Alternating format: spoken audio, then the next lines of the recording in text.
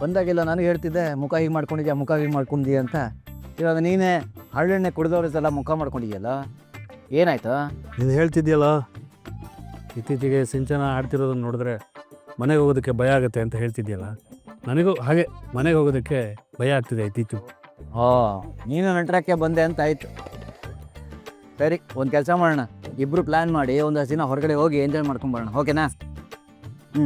ದುಡ್ಡು ನೀನು ಕೊಡ್ತೀಯಾ? ಅದೆಲ್ಲ ಆಗಲ್ಲಪ್ಪ, ನೀನು ಕರ್ಕೊಂಡು ಹೋಗ್ತೀಯ ಆದರೆ ಹೇಳು, ಈಗಿಂದಿಗೆ ರೆಡಿ, ನಡಿ ಹೊರಡೋಣ. ಹಿಂಗೆಲ್ಲ ಆಗಲ್ಲ ಕಣ.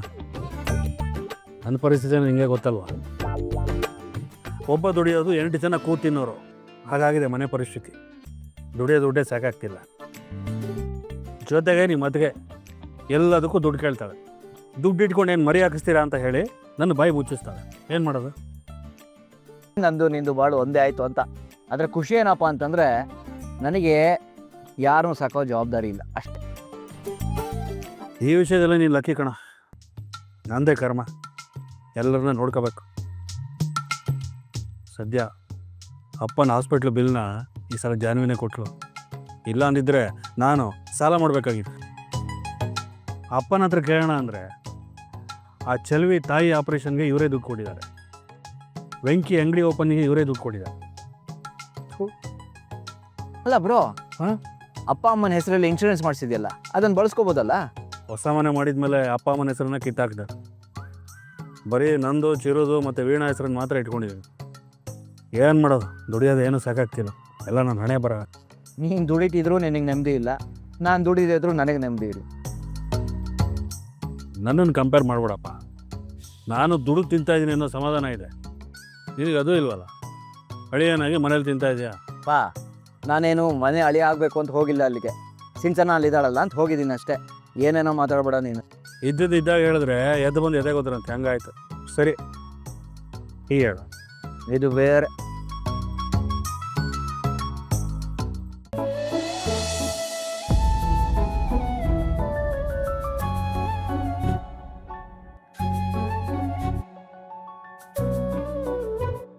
ಅಪ್ಪ ಇಲ್ಲಿದ್ಯಾ?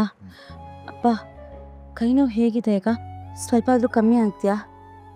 ಫುಲ್ ಕಮ್ಮಿ ಆಗಿದೆ ಮಗಳೇ, ಸ್ವಲ್ಪ ಇರು, ಆರಾಮಾಗಿದ್ದೀನಿ. ಮಾತ್ರೆಗಳು ತಗೊಂಡು ಹೇಳ್ವೋ? ಎಲ್ಲ ತಗೊಂಡೆ.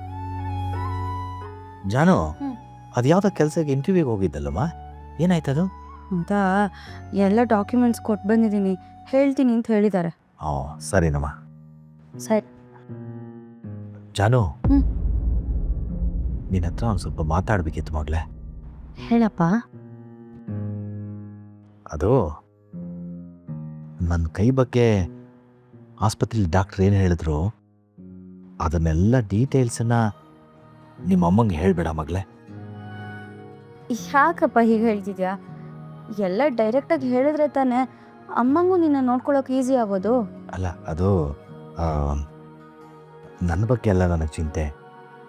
ಈ ವಿಷಯ ಎಲ್ಲ ಗೊತ್ತಾದರೆ ನಿಮ್ಮಮ್ಮ ಸುಮ್ಮನೆ ಇದನ್ನೆಲ್ಲ ತಲೆಗೆ ಹಾಕ್ಕೊಂಡು ಯೋಚನೆ ಮಾಡ್ತಾಳೆ. ನನಗೆ ಅವಳ ಆರೋಗ್ಯದ ಚಿಂತೆನಮ್ಮ. ಆರೋಗ್ಯ ಚಿಂತೆನಾ? ಏನು ಹೇಳ್ತಿದ್ಯಾ ನೀನು? ನೀನೇನು ನನ್ನಿಂದ ವಿಷಯ ಮುಚ್ಚಿಡ್ತಿದ್ಯಾ ಅನಿಸ್ತದೆ. ಪ್ಲೀಸ್ ಅದೇನು ಅಂತ ಕರೆಕ್ಟಾಗಿ ಹೇಳಪ್ಪ. ಅದು ಸ್ವಲ್ಪ ದಿನ ಹಿಂದೆ ನಿಮ್ಮಮ್ಮ ಇದ್ದಕ್ಕಿದ್ದಾಗೆ ಪ್ರಜ್ಞೆ ತಪ್ಪಿದ್ದೋಲ್ಲಮ್ಮ. ಆವಾಗ ಆಸ್ಪತ್ರೆಗೆ ಕರ್ಕೊಂಡು ಹೋದ್ವಿ.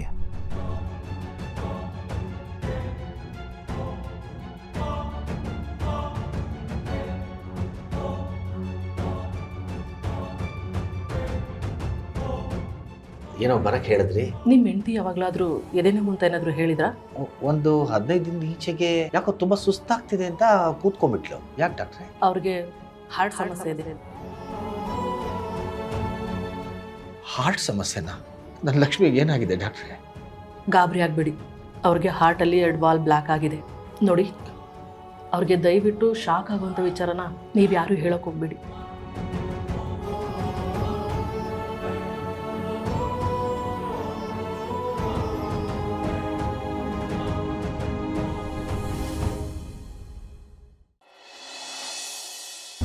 ನನಗೆ ನನ್ನ ತಪ್ಪಿನ ಅರಿವಾಗಿದೆ ಜಾನಕಿಯವರೇ. ನಾನು ತಪ್ಪು ಮಾಡಿದ್ದೀನಿ ಅಂತ ಒಪ್ಕೊಳ್ತಾ ಇದ್ದೀನಿ, ನಿಮ್ಮನ್ನು ಕ್ಷಮೆ ಕೇಳ್ತಾ ಇದ್ದೀನಿ. ನೋಡಿ, ನೀವು ಹೇಳ್ದ ಹಾಗೆ ನಾನು ಕೇಳ್ತೀನಿ. ನಿಮಗೆ ಹೇಗೆ ನಾನು ನಡ್ಕೊಳ್ಬೇಕು ಅನಿಸುತ್ತೋ ಹಾಗೆ ನಡ್ಕೋತೀನಿ. ದಯವಿಟ್ಟು ನನ್ನ ಬಿಟ್ಟು ಹೋಗಬೇಡಿ.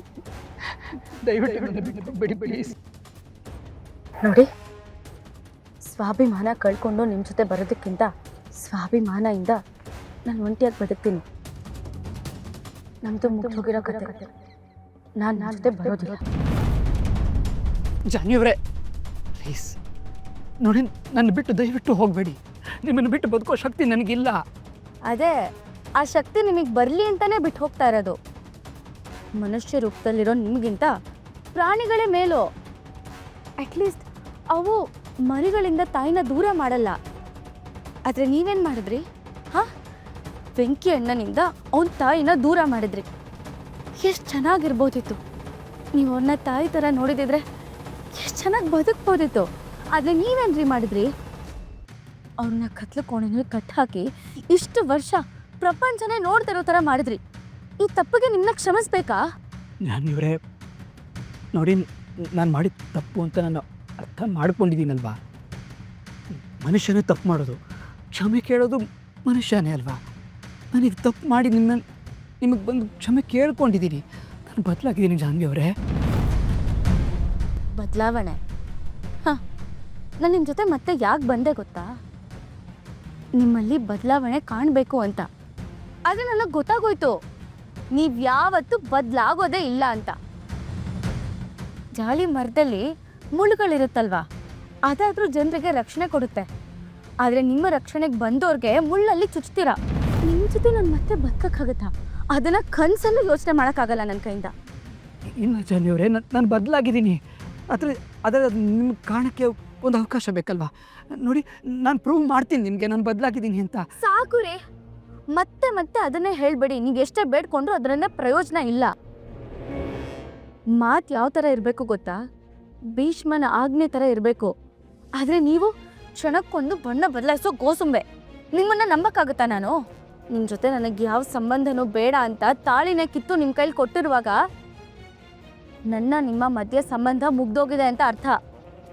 ಮತ್ತೆ ನಿಮ್ಮ ಜೊತೆ ಬದುಕೋ ಆಸೆನೂ ಇಲ್ಲ, ಅವಶ್ಯಕತೆನೂ ಇಲ್ಲ. ನಮ್ಮದು ಮುಗ್ದೋಗಿರೋ ಅಧ್ಯಾಯ ಅಷ್ಟೇ. ಒಂದು ನಿಮಿಷ ಜಾನ್ವಿಯವರೇ,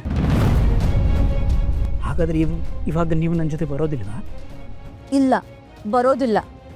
ನೀವು ಒಂದು ಕೆಲಸ ಹುಡ್ಕೊಂಡು ಸಂಬಳ ಪಡ್ಕೊಂಡು ನನ್ನಿಂದ ದೂರ ಹೋಗಿ ಒಂದು ಜೀವನ ಕಟ್ಕೋಬೇಕು ಅಂತಿದ್ದೀರಾ? ಹೌದು. ಇನ್ನು ಮೇಲೆ ನಿಮ್ಮ ಜೀವನ ನಿಮ್ಮದು, ನನ್ನ ಜೀವನ ನಂದು. ಗುಡ್ ಬಾಯ್.